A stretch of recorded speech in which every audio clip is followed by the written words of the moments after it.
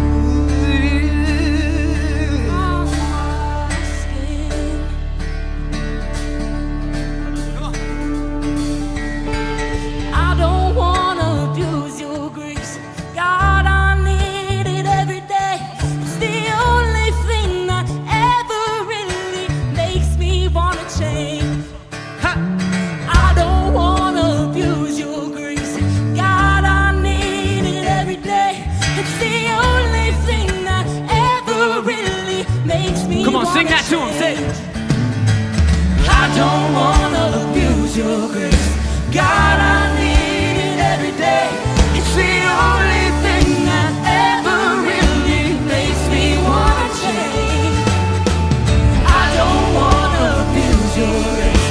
God, I need it every day.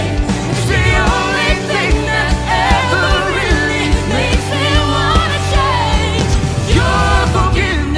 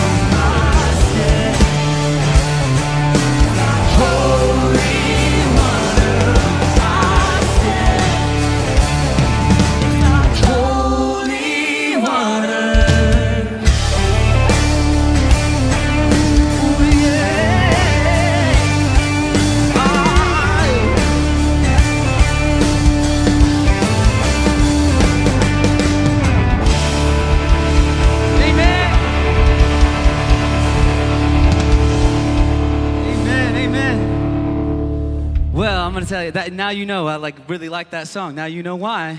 And most of it is mostly because of Devin back here. Y'all give it up for Devin, our guitar player. Now, Devin, we're doing this thing where we're kind of talking back and forth. We want to create an atmosphere where you know who's on this stage. We know who you are. We're all worshiping together. So if you're wondering why we do things like this, we want that. We want this connection of a family worshiping together. So I'm going to ask Devin a couple of questions real quick. So Devin, how long have you been playing guitar? I've been playing guitar about 16 years. About 16 years. 16? Yeah, I thought you said 6 last time. And it was very disappointing because I've been playing longer than 6 and I'm not that good. So you're pretty good. There was that. Okay, so 16 years and you've played with a long list of people. Name a few people that we would know that you have played with. I've played with Katy Perry, CeeLo Green, Zayn, and Chainsmokers. And who's your favorite? Who's my favorite? Evan. That's right. That's it. Paycheck coming in the mail. Check is written. No. So just so all of you guys know, this is pro of pros, right? And I want to say something. I've told this to you before, and I'm saying it in front of a bunch of people now. If you take away all of the people that Devin has played with, and all the talent that she has, it is truly, and I'll say it again, it is an honor to be around you. It is truly an honor to be in your presence. You will be hard pressed to find someone with that much talent, with all your rap sheet, and still with that much humility. So it is amazing. Thank you. Y'all give it up for Devin. I love this next song we're about to sing, Rattle. It's one of my favorite songs. We introduced it in Easter. And the song really is just talking about like the rattle of dry bones coming to life. And I love like the words, I love when powerful words and music come together, like that musicality, and it just like kind of drives it home. And I love that this song, it talks about miracles. We're talking about like, we believe in miracles, that there will be a miracle in this room. And we don't just sing it because it rhymes, right? Or sing it because it sounds nice. Like we believe that God is doing the impossible. And we believe that the grave and the resurrection was a sign of that even death, nothing literally can come against God. And so this morning, as we're kind of talking about families and we're talking about relationships in this series with our circles, we just want to kind of keep that in the forefront of our mind. If there's like a relationship that just needs to come back to life this morning, will we just sing it, that we believe in the redemption? Let's just sing this song over that situation. Come on, let's sing this song together if you know it. This song is called Rattle.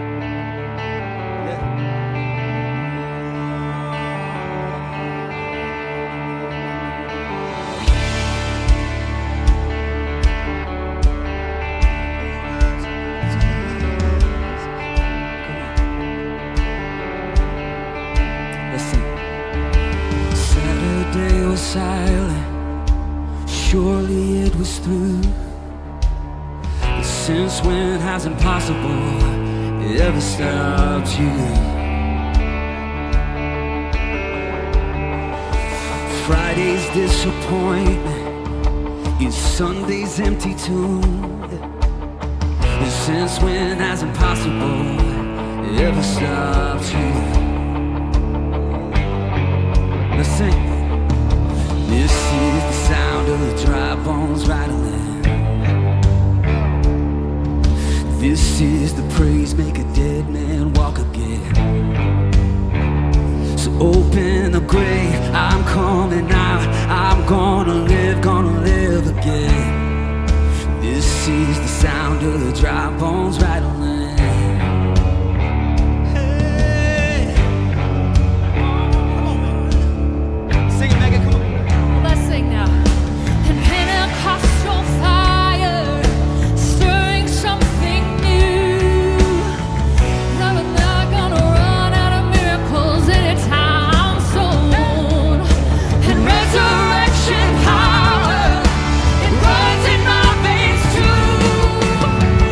I believe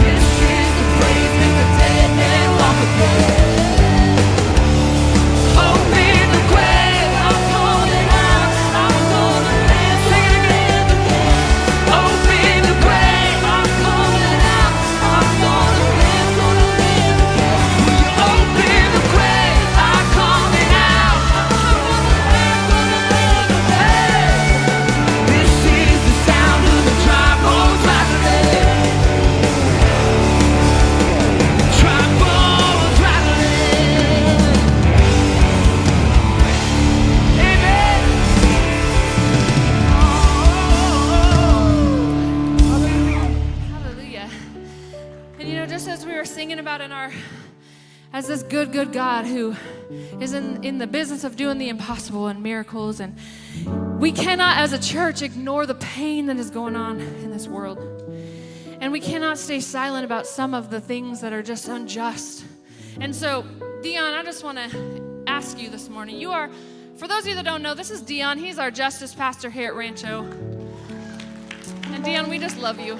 Love you all back. And some people ask, what is a justice pastor? And really what you do is you do a really good job of just leading us into keeping justice for other people, justice for the oppressed in the forefront of our minds, as we believe that it was in Jesus' mind. And so would you just speak a little bit about, we know this has been a hard week of tragedy that has happened. Would you just speak and share a little bit about what's on your heart? Yeah.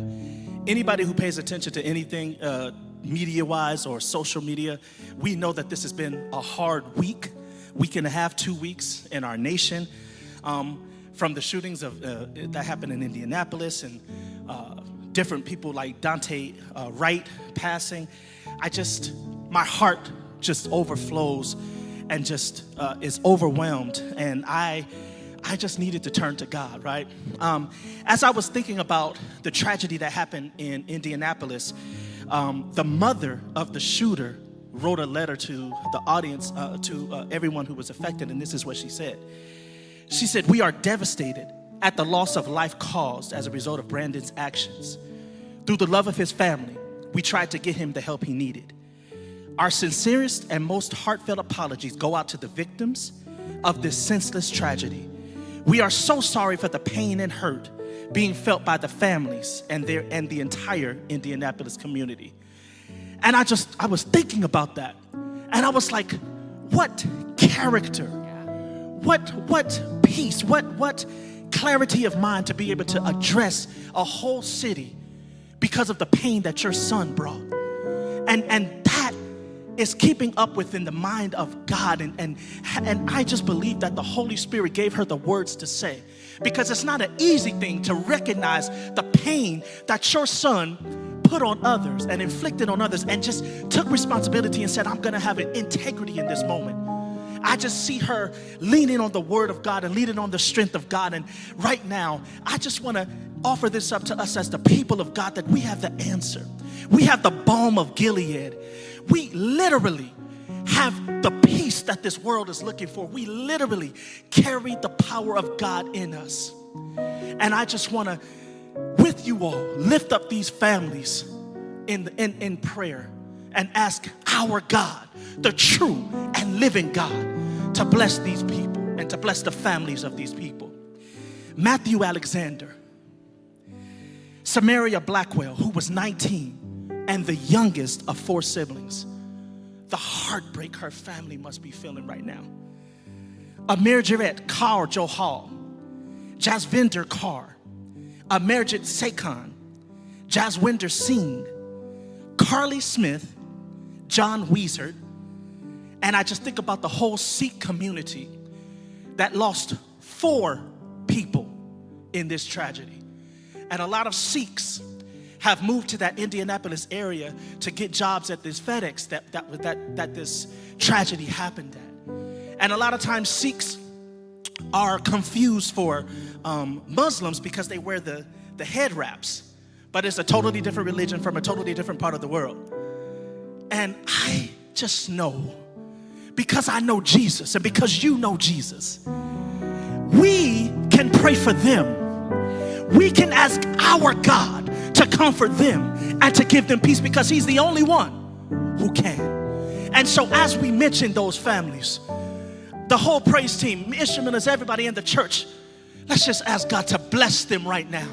As a people, let's bombard heaven and let's fill up the bowls of prayer that are in heaven in the name of Jesus. That's right, Dion. I love that you said that. That just took like the Holy Spirit. That's God's love right there for that mom not to just be defensive. And she's going through her own hurt. I mean, I cannot imagine as a mom. And for her to be caring for others and seeing others and empathizing and mourning with those who are mourning. And I love so much the song that we're about to sing kind of talks about building our life on the foundation of God's love. If we don't have God's love as our foundation, we're not going to be able to survive in this world. And all the heartache that has happened, not just last week, but all year. That's true. Let's go ahead and just sing this song and lift up our praises.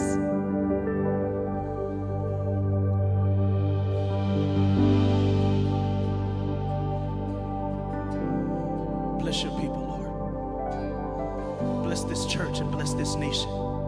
In Jesus' name. Worthy of every song we could ever sing. Worthy of all the praise we could ever bring. Worthy of every breath we could ever breathe. We live for you.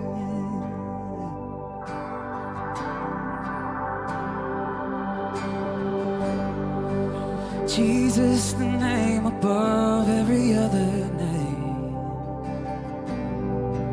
Jesus, the only one who could ever save. Worthy of every breath we could ever breathe. We live for you. Live for you. Holy, there is no one like you. There is none beside you. Open up my eyes and wonder. Show me who you are and fill me with your heart and lead me in your love to those around me. Let's sing this out. Say worthy. Worthy of every song we could ever sing. Yes, you are. Worthy of all the praise we could ever bring. Worthy of every breath we could ever breathe. We live for you.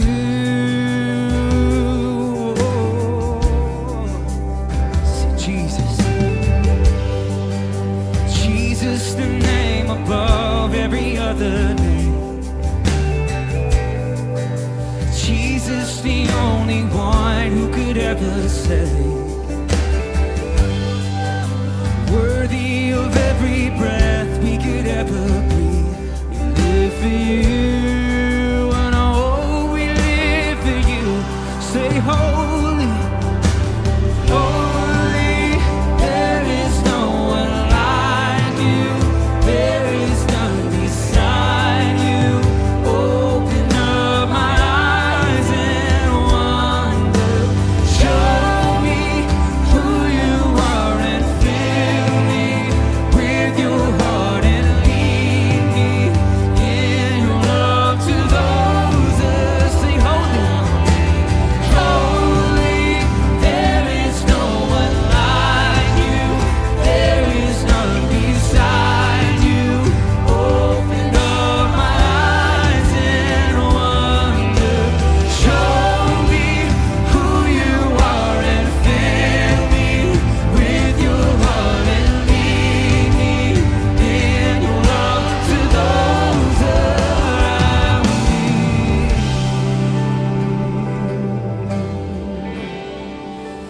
Oh, we build our lives on Jesus. Come on, let's sing this outside. And I will build my life upon your love.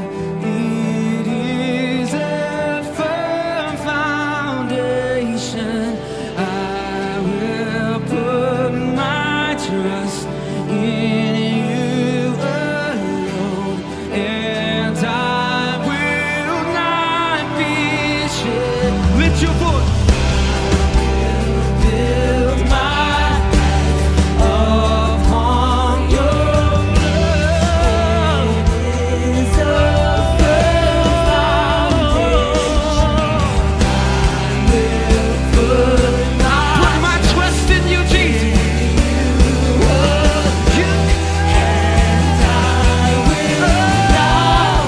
I will build my life. I will build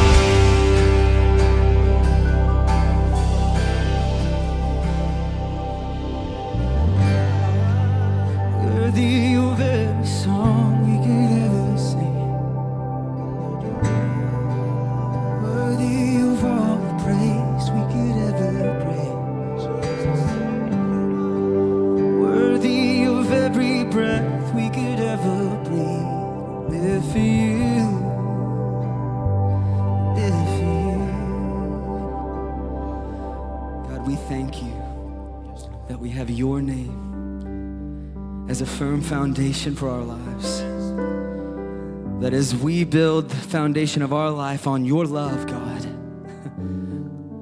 Lord, that we begin to love like you. You begin to fill us and show us and lead us in love to those around us. Help us to be the light to the people in our circles. Help us to be the light to the people that see us, that call us friend, that call us family. Help us, God, to be more like you and advance your cause. In the precious name of Jesus, we pray. And everyone said, amen, amen. You all may be seated this morning.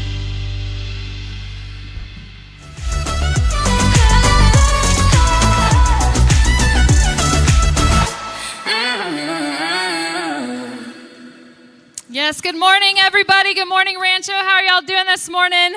Welcome to Wagar Live. What's going on at Rancho? My name is Megan, and I'm the next gen pastor here at Rancho. And we have, shout out to our youth group back there in the corner. Woo, love you guys. If there's any youth in this service, middle school and high school, you can get up from your parents and head on out the door if you like, because we kind of party out there. And I'm with Cherie here, Chief Executive Pastor of Operations. I just made that up. I'm blending all your things together. That was actually good. It's cool. It's cool. Something like that. She does everything, basically. She makes sure the Rancho world's running smoothly. So, what's up, Cherie? Little this, little that. Yeah, that's what she does. Little this, little that everywhere. Hey, if you're new here this morning, we just want to say welcome. We're so excited that you guys are here. And we want to invite you to text the word new to the number on the screen. And then we also have a little welcome table out front if you didn't stop by there on your way in, that we have some stuff that we want to give you some information. And also, if you have any questions ever about anything going on at Rancho, you can email us at info@rancho.tv. You can send your prayer requests there as well. We would love to pray with you guys. And if you want to give and support to the ministries here at Rancho, we really are working on bringing mercy, justice, and love to the world around us and in our communities. You can give at rancho.tv/giving.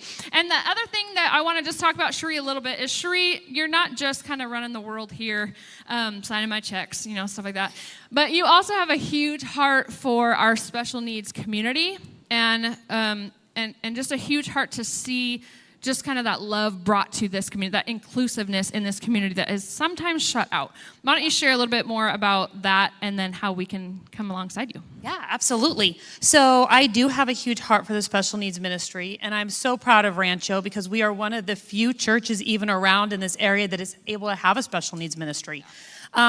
People don't really know much about it, and it's an amazing ministry. These families are in such need, and we do a camp every summer. Last year, our camp was canceled. Oh, so sad. It was so sad. We got phone calls. I got texts every day, and people were heartbroken. It's a big deal for this community. I'm excited to say that in 96 days, and I know that because one of my campers texts me every morning to tell me how many days it is till camp, we will be doing camp again this summer. Yay! And so we are all, you can clap. We're super excited. The kids are excited. Yes. And I want to share a video with you guys just to show you a little glimpse of what we do. Cool. No matter the bumps, no matter the bruises, no matter the scar, still the truth is the cross has made, the cross has made you flawless, has made you flawless.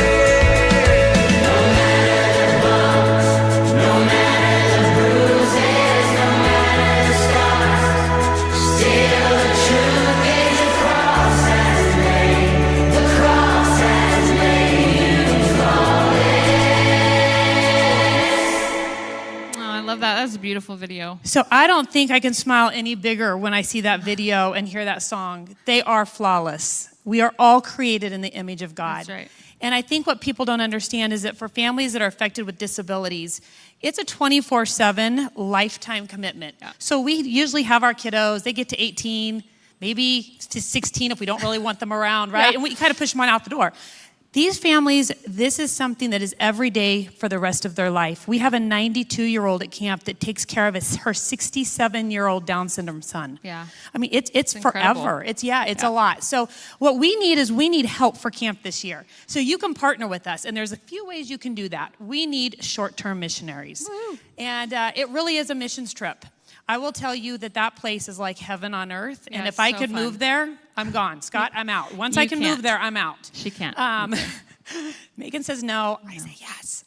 Anyway, so we need you guys. We need your help. And I will promise you this. You will be far more blessed than we could ever bless them. Yeah, that's so right. if you can give of your week and your time and be a short-term missionary, we need you. And If they you can do that starting at age 16, right? Yeah, about 16, yeah. Yeah, just talk to me, 16, Yep. 17, Megan's 18. coming with the youth kids. Yeah. We're going to take kids over there. It's then adults. life-changing. Young adults, yes. Yep. And then, but honestly, we have grandparents that serve. Yeah. Husband and wives that do it for the week.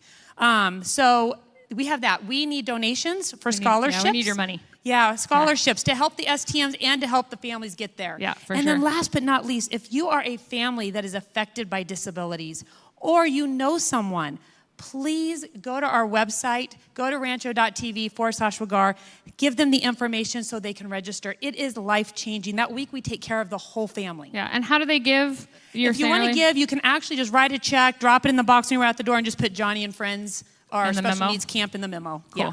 Awesome. Well, I just want to share another exciting thing that we have coming up for our Community Mission of Hope. As you guys know, that is our rescue mission that we have where we help housing.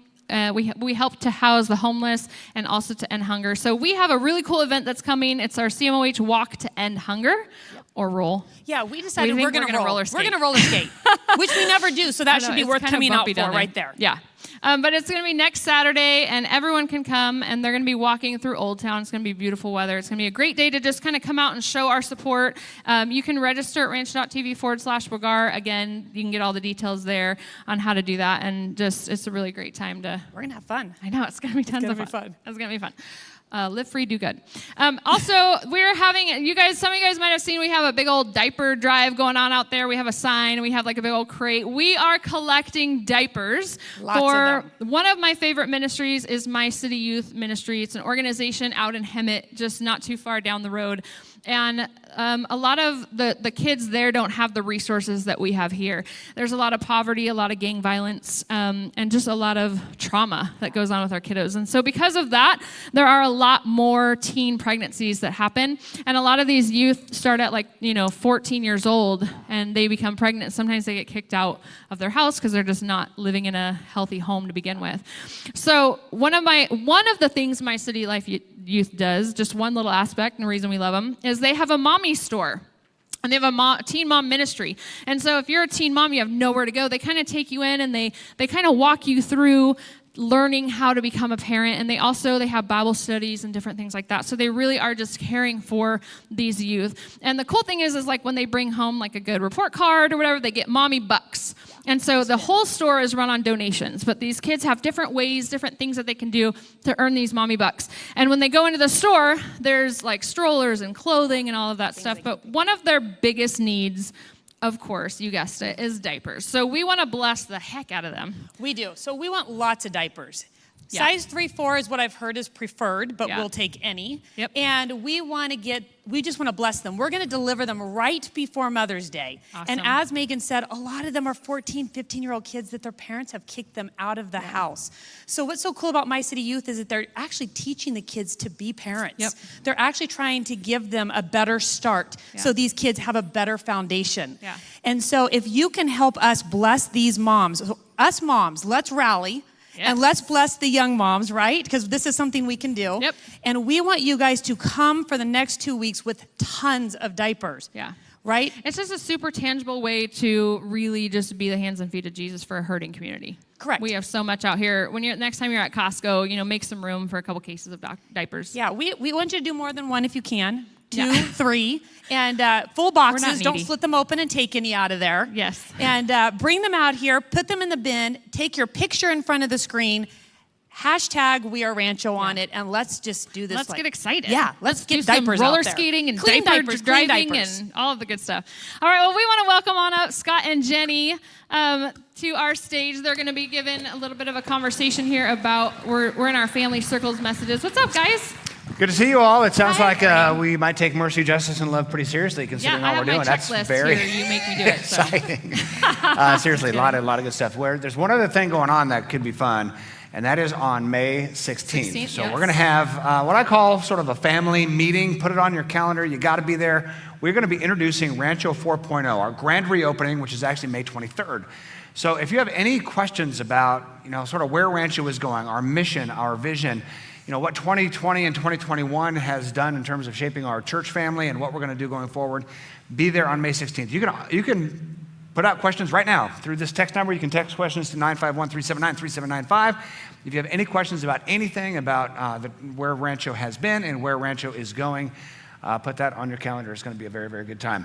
There's been a lot of rumors swirling about where Rancho's going and all that stuff, and a lot of it is just completely entertainment to hear what people say. But we're going to talk about it explicitly on the 16th, Sunday night, so be here for that. Yep. Jenny, welcome. Who are you? I don't know. You are my wife. You just found me and brought me up. Some rando. Good to see you. Thanks for being here. Yes. Appreciate it. We're going to talk about family today, so we're going through the circles of relationships. And this is week 2 of our new series, talking about the circles of relationships in our lives. There's 7 of them. Today we're going to talk about family. Yep. And all of this is really centered on the love of Christ. I love Colossians 3:14. It says, above all, so this is the most important, clothe yourselves with love, which binds all together in perfect harmony. Let the peace that comes from Christ rule in your heart. So today we're talking about the circle of our home. Yeah, so kind of just talking about loving and leading our family well. So Winston Churchill had a great quote, and he said this: there is no doubt that it is around the family and the home that all the greatest virtues are created, strengthened, and maintained. And I just thought there's so much truth in that statement, right? I mean, that this is that first circle of relationships that is so impactful in our lives. Right. And so when we introduced the series last week, when we talked about the 7 circles that we're in of relationships, family might be the lowest number of people in that circle. You're talking about spouse and kids and grandkids, that nuclear family. But it's the most important. It's right in the center. Every other relationship really depends on how healthy we are at home, because if the home life's not good, ain't nothing in life is good, right? That's just kind of how it goes. So today we're talking about loving and leading your family. And Jenny, when I first met you, your family that you grew up in was intimidating to me, because it was like this perfect beaver cleaver, well put together home. Your dad was a fire chief. I mean, oh my gosh, it's the most stereotypical thing you'd ever, and just a wonderful home life, committed marriage, 4 kids, on a farm. I mean, picking your own eggs in the morning, it's pretty ridiculous. I did not have that experience. I had opposite land. So when we met here at the church years ago, a lot of years ago, I was sort of intimidated by your family, but I was attracted to it because I had a hard time sort of wrapping my head around who I would be as a husband and who I would be as a father, and you really helped lead me into sort of that family mentality. Yeah, well, thank you. No, I am very grateful for the family that I was raised in, and I've never really taken that for granted, because I'm just so grateful that my parents had a great, strong marriage and just really provided a good, solid upbringing for my siblings and I. Which I think is why I really did go into our marriage wanting to kind of have that same thing, just have a very strong marriage, have a very strong and healthy family life, to raise our kids in. So I am very passionate about family and marriage ministry. We have our marriage retreat coming up. This is a shameless plug that I'm going to throw out there, but it is September 10th through the 12th, and this is one of my favorite weekends of the year. I think it is important to kind of just get some time away and work on our marriage, because, with that strong marriage, it does trickle down into a strong and healthy family, I think. Absolutely, and because of our story, I think we're so committed to marriages. And whether you're married now or will be married, or if you'll, have a calling to remain single, understanding the importance of that nuclear family is important, because we all come from a family. We all have parents. We all have siblings, perhaps, marriage and children, grandkids. So it's important for us to understand God's heart for that family. And I want us to know from the very beginning that there is no one-size-fits-all for every family. Every family is different. And so, sometimes people go to church and they hear it's about family, they kind of roll their eyes, and we're going to be told everything we do wrong and have this incredibly high bar of perfection that no one can possibly attain. You're not going to get that here. ever at this church. We'd like to keep it real, and one of the things that attracts us to the television show The Middle, which we're now going through for the third time, season With 1. Aubrey. With Aubrey, okay, that's the excuse. Yes. Is it keeps it real. So here you have the Heck family, and the Heck family, they're the floater parents. And then you have the Donahues, which are the dialed-in family. So tell us about the Hecks. Yeah, so the Hecks I would describe as kind of like the fly by the seat of your pants kind of a family, right? They just are always running late, always forgetting things, like forgetting trash day, forgetting parent-teacher conferences, forgetting their child on a few occasions. So just kind of, but yet obviously their family is so important, but they're just kind of, a little chaotic. And then the Donahues is their neighbors, and the Donahues are kind of seen as like the family that's totally dialed in, buttoned up. The Mrs. Donahue is the president of like all the PTAs, all the community events she's the president of. She has homemade meals every night. She's always taking the neighbors' homemade meals. And so just very different between the two families. So are we more like the Hecks or are we more like the Donahues? Depends on the day, I would say. Right? Some days definitely more like the Hecks, and some days definitely more like the Donahues. I think there was one episode just recently that we were watching, and Frankie, who's Mrs. Heck, they have to kind of just rearrange a bunch of plans because they need to watch their aunt's dog kind of last minute. And so the husband's complaining because they had a trip planned and they had to cancel the trip. So he's not happy. And she says to him, but we do for family. And I love that statement. I'm like, even though, life is crazy and kind of can be chaotic, but you do for your family. And so sometimes you may have to change your plans and rearrange things, but that's kind of what's the most important. And that's part of the wonderful life of a family is it moves and it changes, and sometimes you expect this, it turns this way, and how we navigate those changes, how we navigate all of the interesting chaos that is every single family that ever was is important, because it's not about necessarily us attaining this level of perfection, but how do we live in the imperfection. I love this little prayer. It's kind of buried in the Old Testament, but it's a really cool prayer over households. It says, "Peace to you, and peace be to your house, and peace be to all that you have." And that peace is the word shalom, and maybe you're familiar with that Hebrew word shalom. It's a nice word, it's a rich word. It means to be sound and tranquil, content and positive. So it's not just about a lack of tension, it's about a deep sense of tranquility that comes from a positive environment, according to 1 Samuel, over our household. So how can we create a positive environment? That's what we're going to talk about today, because negativity is a killer. Negativity is a killer. So negativity, kind of imagine, it's like an eroding force in a family, of a family in trouble.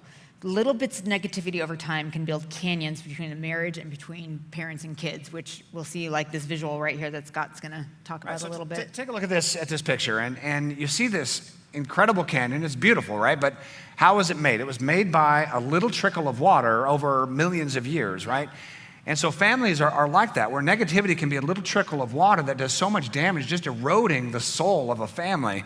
And you might have been raised in a family that was a little negative or a lot of negative. You might be in a family right now, if you were to be honest, has little trickles of negativity where you're at each other and you're kind of barking at each other and you're bringing out the worst and you're highlighting failures, just grumpy. Just that little trickle of negativity can create a massive canyon between people, where you might have a family that's in real trouble, but not because of a major event, but because there's just this trickle of negativity that just grinds at you and wears at you and erodes the health of your family. And maybe your family's doing fine, but still negativity can be that very, very destructive force. So we've landed on 3 ways to create a positive environment at home. What's the first one? So the first one is don't sweat the small stuff, like just something that's so important to remember. So Ephesians 4:2 says this: always be humble and gentle, be patient with each other, making allowances for each other's faults because of your love.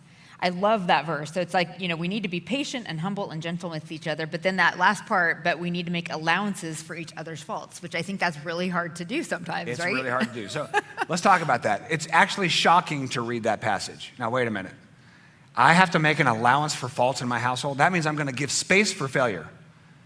That doesn't even cross our minds. I mean, how many of us have had this conversation at home? You know what? We need to create space to allow each other to fail. No way. I mean, it's so shocking that there would be this kind of expression of love.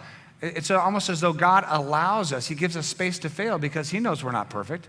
So maybe we give others space to fail because they're not perfect. But that's a great risk. Why? Because if I give you space to fail, you might fail more. Yeah. If you give me space to fail, it means I might take advantage of that space and do things that you're not going to like. And so we don't give space to fail. We give very little margin to fail. And when somebody does, we've got to keep this in control. I didn't like that. I'm going to let you know I don't like that, so you never do it again. Yeah. And so creating space that we don't have perfect marriages, we don't have perfect kids, we're not perfect, gives space to fail. Now, this was kind of a big deal. There was a season in our marriage where we got a little negative. There was a bunch of kids in the house, and it was crazy. A bunch of little kids around the house. We were poor. Yes. No, there was that season, though, and I was for sure was in a very negative season, I would say. And it was obviously directed to Scott. So he's very messy, so whatever. You guys now know this about him. And I should have clued into the fact of his messiness when we were dating, and I went and, drove in his truck for the first time. Like, the actual truck was kind of picked up, and then I opened the center console, and I was like, oh my gosh, what's growing in there? I just call it alternative organization. Yeah, there you go. Oh, still doing that. I'm going to write a book on it. No, I'm kidding.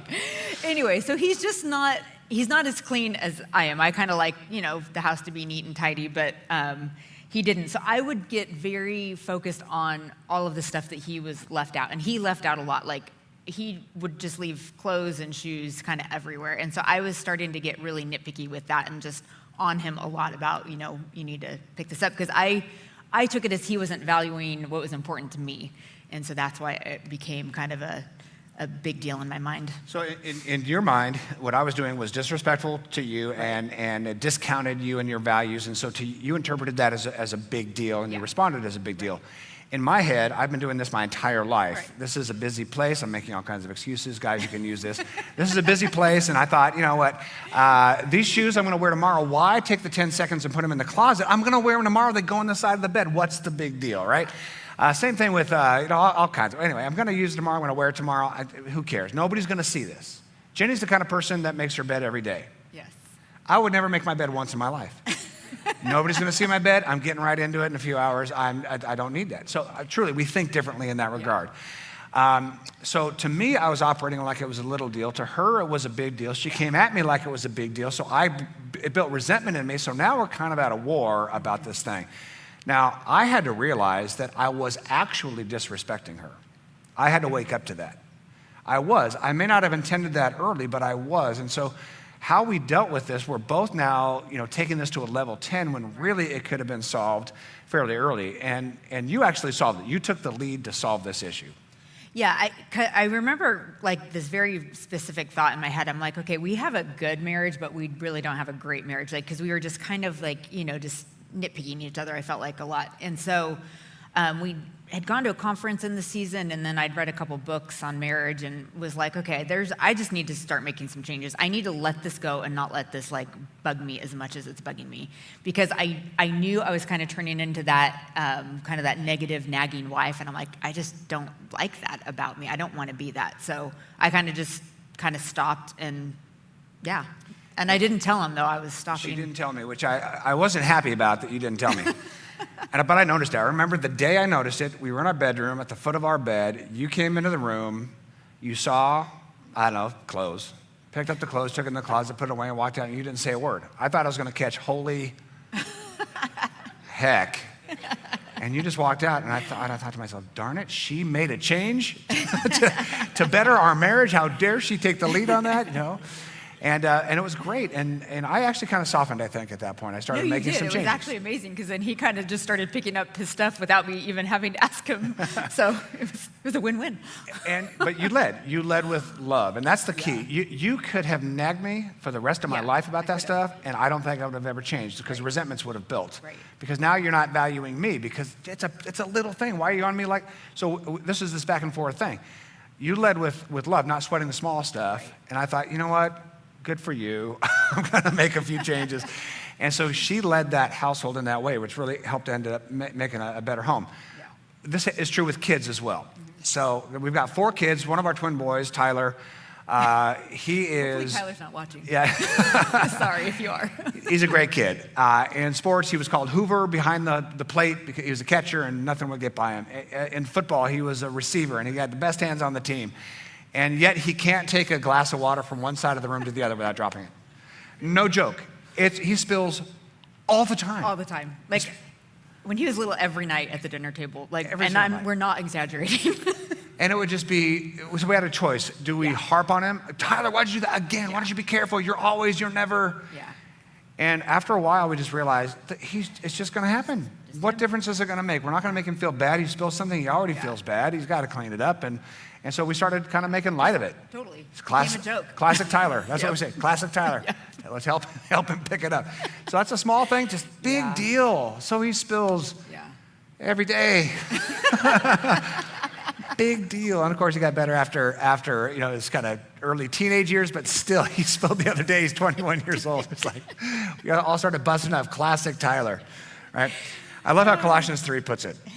Clothe yourselves with compassion, kindness, humility, gentleness, and patience. And that clothe yourselves, be totally enveloped in this. Kindness and patience toward each other. Over all these virtues, put on love, which binds everything together in perfect unity. So that idea of clothing with patience, as I said earlier in Ephesians, make room for faults. Keep the little deals the little deals. Every once in a while, you got to talk about a big thing. Even leaving clutter around the house, it would have been perfectly appropriate for you to say, hey, and I think you might have, I'm feeling disrespected. I'm feeling undervalued. Can we talk about that? Not jumping, blindsided, but can we have a discussion about this? Because this is how I feel. Sometimes you have to talk about things, and sometimes they are big deals. But just day to day, let the small stuff go. There's also encouraging each other as a way to build a positive household. Yeah, I'd say for sure encouraging each other is so important. I think, it is easy sometimes for me sometimes to fall into that negativity. And then within that negativity, we can kind of become critical. So especially as we're talking about the family unit and in this circle, I think, spouses, we come from different backgrounds, different, upbringings. With our kids, they have different personalities, there's different values, and it's easy to be critical, especially if that, we've got 4 kids and their personalities are all very, very different. And, if there's a personality in your family that you may not mesh with very well, it's very easy to become critical of that person, right? So we have to really guard that and be very careful to not, be critical of one another. So really work on limiting criticism within your home and then just have an abundance of encouragement. So limited criticism, unlimited encouragement. Sometimes there has to be criticism. You've got to address the real issues of a home. But limit that, right? Don't blindside each other. You may not want to be critical when emotions are hot, but just, kind of plan a calm time and talk about how we can improve our family. No big deal. But let encouragement be unlimited. Always be looking for ways to be positive with the people in your home. Galatians 5:15 says this, if you bite and devour one another, beware lest you be consumed by one another. So many households are biting and devouring each other, always criticizing, and it's this eroding of negativity. What is encouragement really at its core? There's a great definition we found of encouragement, and it's giving another strength, giving another confidence, and giving another courage. So really that's kind of just that main purpose, right, in your marriage and in parenting, is that you want to see those people in your family thrive. And so they're going to thrive when you're encouraging them with the strength and encouraging them with confidence and encouraging with courage. Yep. And I want to give you a little clue of what encouragement is not. Encouragement is not saying to somebody, I want to encourage you to lose a few pounds. Not encouragement. That's criticism called encouragement. That doesn't count. If you say something like that, you have to do 21 actual encouragements to make up for it. That is not encouragement. So encouragement really begins with words, right? Yeah. Encouraging words. Yep, Proverbs 12:25 says this, anxiety weighs down the heart, but a kind word cheers it up. And I think to some degree, everybody's kind of weighed down from this last year, right? And there's just been a lot of things. So it's let's look at ways that we can lift each other up and encourage each other with our words.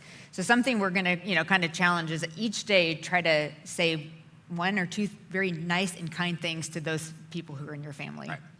So men, let's talk. Right? Write this down. Use your words. Use your words. There's an assumption that men use fewer words than women. Have you heard that? That men use fewer words? That is absolutely not true. There's been over a dozen studies that indicate clearly that men use the same number of words in life, just not at home. I was with my buddies on my Friday morning golf round, and all we did was chat. 95% of it was trash talk, brutal trash talk, which is how we express affection. But we're talking. Men come home, we tend to get a little quieter. We tend to get in our heads a little bit more. So men, we just want to encourage you, use your words. So find specific ways to encourage your spouse and your kids. Talk about your spouse's hard work, their multitasking. Find something specific and encourage them for that. If they're good with their kids, they spend time with the kids, encourage them for that. Find ways to encourage their character. The other day, Jenny was making something for a family, very Nancy Donahue of you. And I said, hey, that's very, very kind of you to do that, you know. Just calling out specific encouragements for character. Thanking them for just how much they do at work and carry all the burdens of, if they have a job and what they're doing around the house. Be very specific. Be very, very specific about their beauty. Specifically, I love your eyes, love your smile. That means so much to our spouses. And find ways to encourage your kids. Men, I'm telling you, this is one of the most important things you'll hear in your life. Your children live on your kind, encouraging words. They live on it. And not encouraging them to get better grades or encouraging them to be better at sports. That is a discouragement. Encouragement is, nice job. You got an A- on that quiz. You worked hard. I'm so proud of you. You know, you picked up after yourself at the dinner table. That is so cool. You took that dish to that sink. That helps us all out. Things like that, where you're not calling out somebody. You're just thanking them for who they are. You're so kind and you're so nice to your brother and sister right there. That's where real change happens. Not constantly harping on your kids with the negative. That just builds resentment. And listen, by the time they're 12 or 13 years old and you've been harping on them to do better, game over. Because they're going to come right back at you with negativity, and I guarantee they're going to win that fight. Yeah. They're going to win. And we spend a lot of time kind of repairing homes that have become negative, which thankfully that is reparable. We can turn that around for sure, and it gets turned around by positive, encouraging words, particularly from dad in many respects. Yeah, totally. So ladies, it's our turn to talk. So something just because I know for myself, like I said, I've struggled with this a little bit, but just trying to be more positive, like just always looking at ways to just be more positive. Because I know men don't like, women coming at them negative, in a negative way. And it just I've seen this, like when the mom's negative and it just kind of creates like a negative vibe in the home, right? And so it's just not a super fun place to be. So something, that's something I've really worked on is just trying not to be negative. And just be affirming, like use our words of encouragement to affirm our spouse and affirm our kids. So I think, especially with our spouses, sometimes men generally are going to gravitate to where they're affirmed.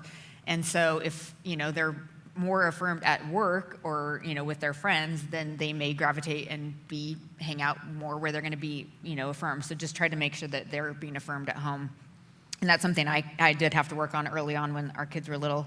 But also just like Scott said, be specific, with your spouse, like just thank them for the work that they're doing. Thank them for, just being diligent about coming home after they've had, been at work all day. I mean, Scott was always great about this, about coming home and just playing with the kids. Like, I knew he was tired, but he kind of was like, at the door. I remember him saying this, like he was like, okay, that job's done now. My job at home is beginning. And he would just come in and hang out with the kids and play with them. And I always just appreciated that so much about him. And then affirming our kids. I mean, Scott kind of talked about this too, but just as moms, just make sure we're affirming them and encouraging them and just letting them know how much we appreciate the little things that they're doing, even when they're, just so little. My nephew's 2, and I just see him interacting with my sister-in-law and she's telling him a good job and his whole face just brights up. It's just so life-giving when we, are just using our words to encourage our kids. And encouragement doesn't just come through words. Encouragement comes through time as well. That's focused time. Right. And that means so much to a family. Totally. And I know like with our spouses, like Scott for sure is like, he loves one-on-one time. So I know like it's important for us to get out on our date nights and for us to actually get away on trips, which I love too, but it's always a little bit more work, I think, for the moms to leave, because we're having to coordinate everything. So sometimes I'm like, oh, it's a lot of work, but it's worth it.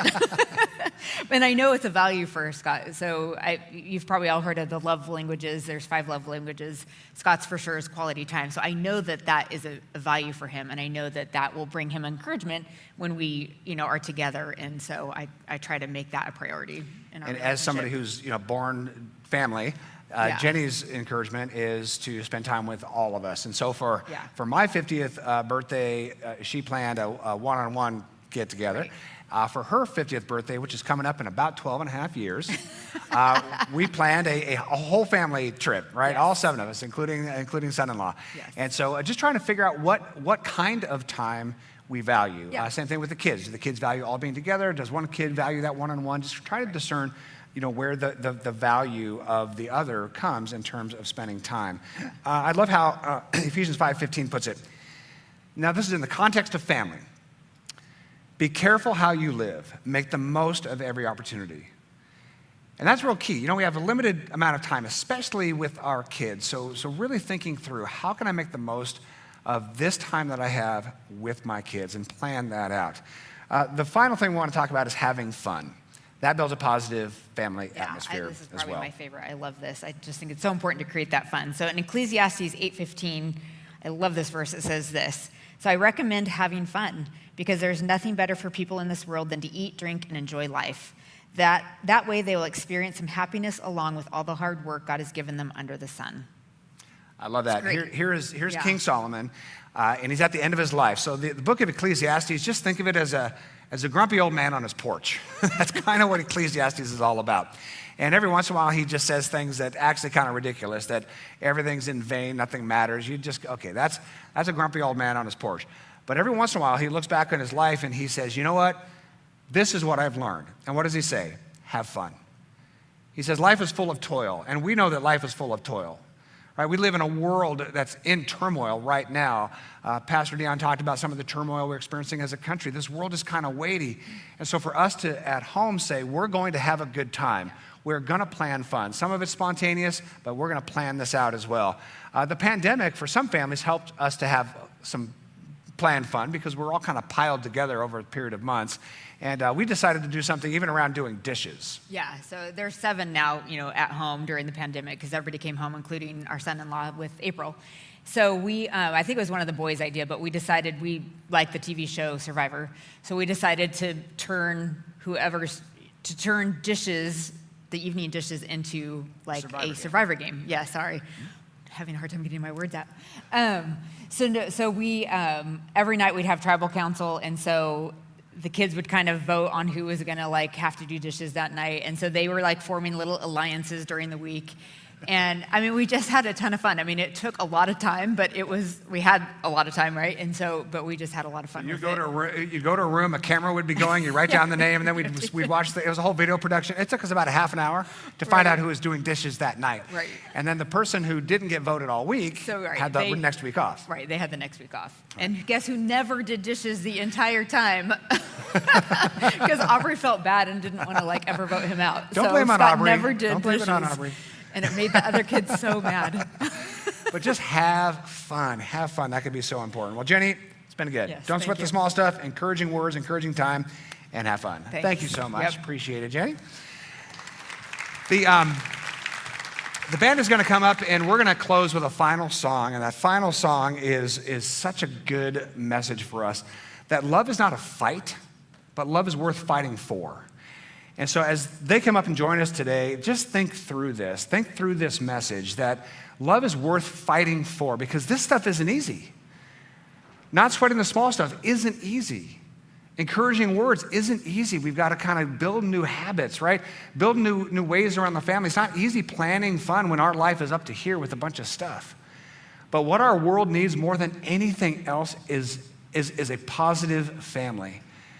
Because if all of us can have a positive family life, we're going to pour that positivity into our marriage. We're going to pour that positivity into our kids and our grandkids.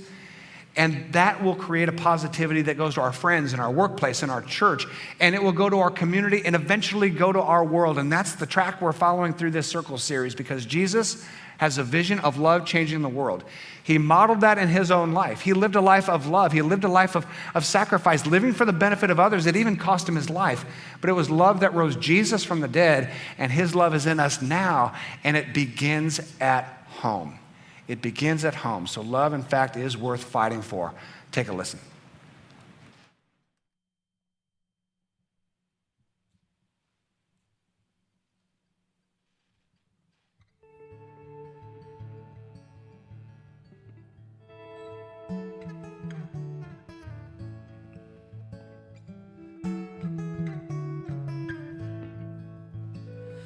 Love is not a place to come and go as we please.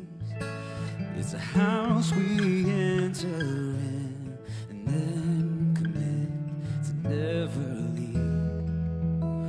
So lock the door behind you and throw away the key. We'll work this out together. Let it bring us to our knees. Love is a shelter in a raging storm. Love is a peace in the middle of a war. And if we try to leave, may God send angels to guard the door. 'Cause love is not a fight, oh, but it's something worth fighting for.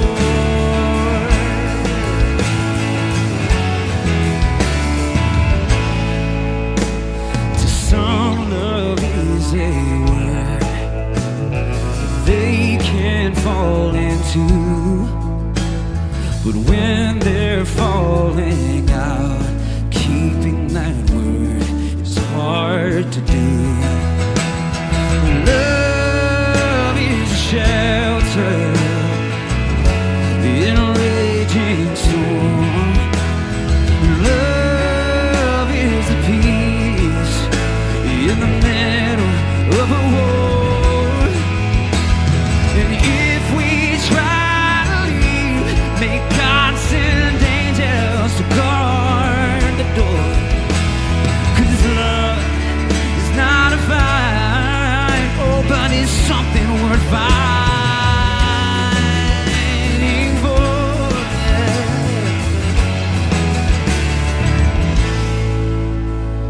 And love will come to save us if we'll only call. He will ask nothing from us, but demand we give our all. Love is a shelter in a raging storm. Love is a peace in the middle of a war. And if we try to leave, may God send angels to guard the door. 'Cause love is not a fight, oh, but it's something worth fighting for. I will fight for you. Will you fight for me? Oh.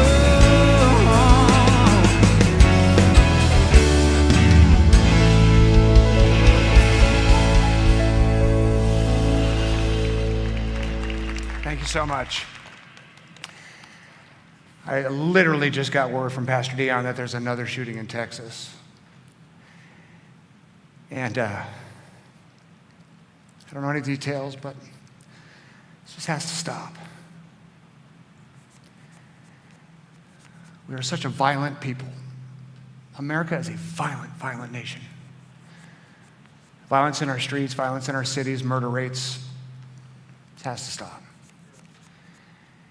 And there's some days, I did not mean to end like this, but there's some days that I just feel like, really, is there ever going to be a point where we turn around as a country, we look at each other and say, we're not enemies.